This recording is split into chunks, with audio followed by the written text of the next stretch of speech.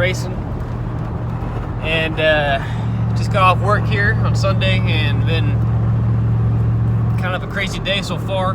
Got evacuated this morning around 7 a.m. from my house due to a threatening fire close by. All day we've had extreme winds. I think I heard somebody say there were 60, 70 mile an hour winds, and I think in a 60-mile radius there has been like 8 or 9 fires that started today, causing a lot of damage. I mean, it's just completely burnt. I'm about to drive through the fire right now, probably getting home.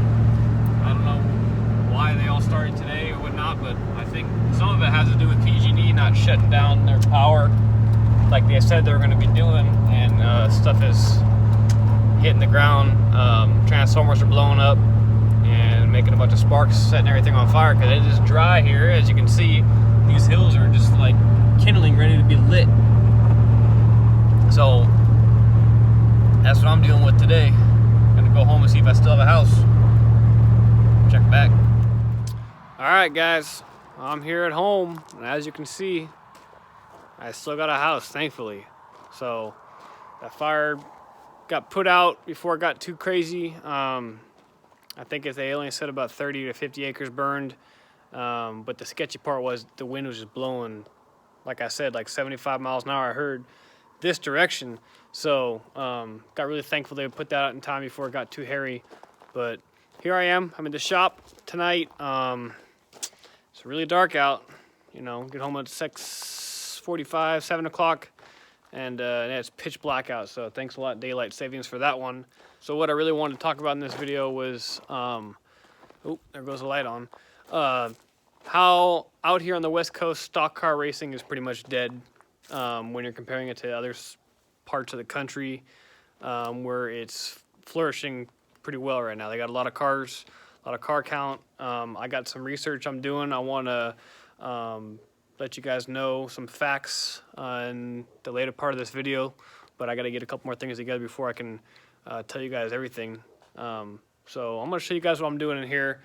I'm sorry it's taking me so long to do a video, but as you can see, the car has not changed at all. It's been sitting pretty much in the same spot. Actually, I lied. It was over there on my lawn for about 3 or 4 weeks. I've just been really busy trying to get some other stuff here done, some other non-racing work I've been doing. But I'm going to get going out here pretty soon, hopefully. I got some time coming up here. But what I've been doing also is some engine work.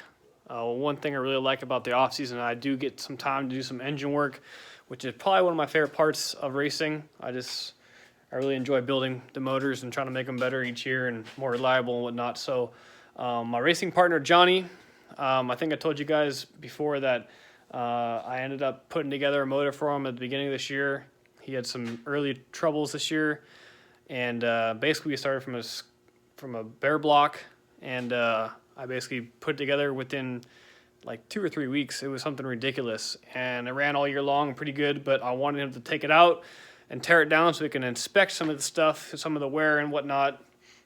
He only had like 8 or 9 races on it, so everything does look like it's in pretty good shape, but I did find a couple of things. I'm doing his cylinder heads right now. That one's already done, but I just kind of wanted to show you guys what I'm doing, what I go through. I ended up having to do a couple valve jobs on that. A couple seats needed some work, but this one I had to do, I think, 2 or 3 as well. Just a couple seats I had to touch up.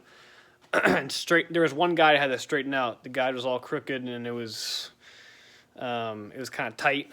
So ended up fixing that.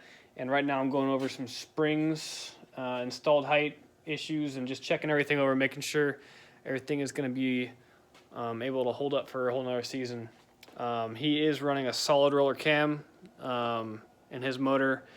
It is an Antioch only kind of deal, so it's a pretty healthy. I think it's like 690 lift cam. So this is new to me. I'm doing flat tappet stuff, but this is kind of nice for me to get out of my comfort zone and do something new. So I'm going to show you guys how I check all the installed heights and go over all the spring pressures with my homemade tools here. Sometimes to be accurate all you really need is the right tool, and for you to be always using the same tool when you're checking everything along the line. So, you know, this is like a $90 spring pressure tester.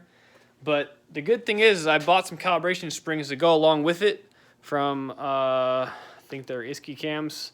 They sell these calibration springs where they tell you what the pressure is at any given height of the spring.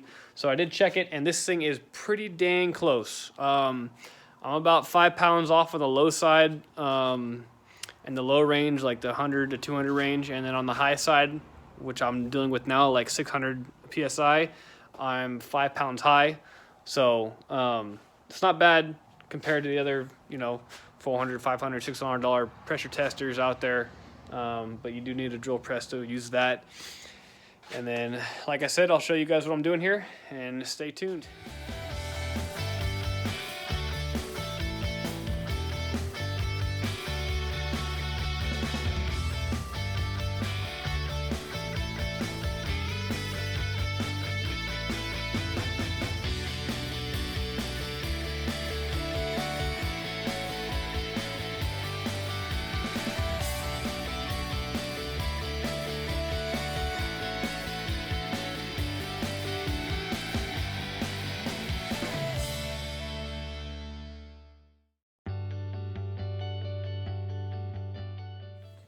Checking all these installed heights sure is tedious, but helps you find little things like this right here. I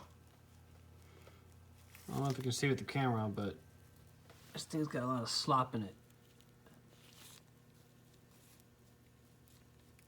You can see this keeper right here on this side dancing all over the place.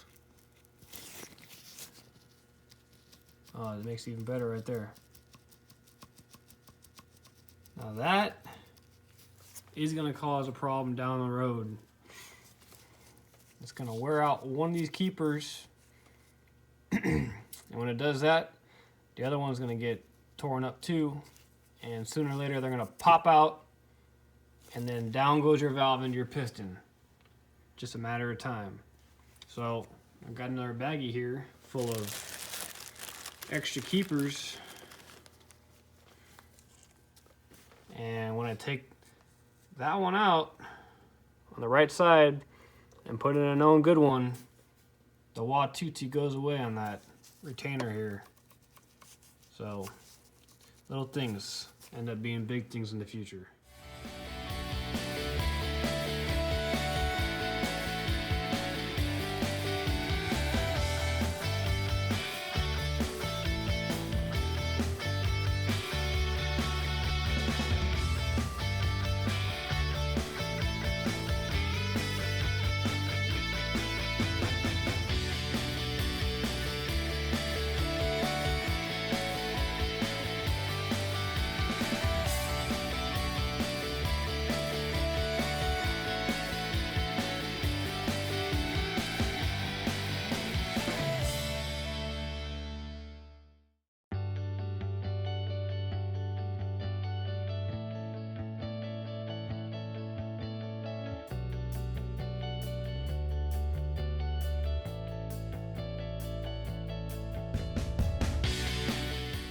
Okay guys, so here we are, it's a new day. I did end up finishing Johnny's heads.